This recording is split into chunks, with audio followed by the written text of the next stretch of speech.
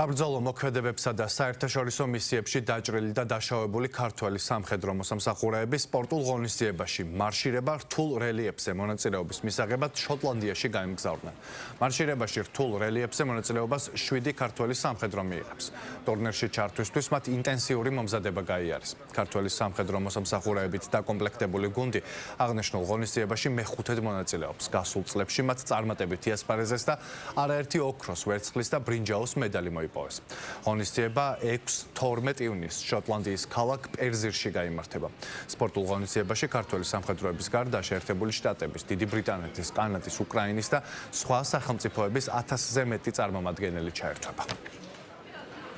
როგორც მოგეხსენებათ, შოტლანდიაში ყოველწლიურად იმართება გარბენი რთულ რელიეფზე. მანძილი არის 86 კილომეტრი. საქართველოს თავდაცვის ძალების 7 სამხედრო მოსამსახურეებმა გაიარა სპეციალური მომზადება. მადლობას ვუხდით ამისათვის თავდაცვის სამინისტროს. ჩვენ ვართ მოტივირებული, რომ ყველა ჩვენთაგანი გადაალახავს ყველა ბარიერს და მივა ფინიშზე წარმატებული.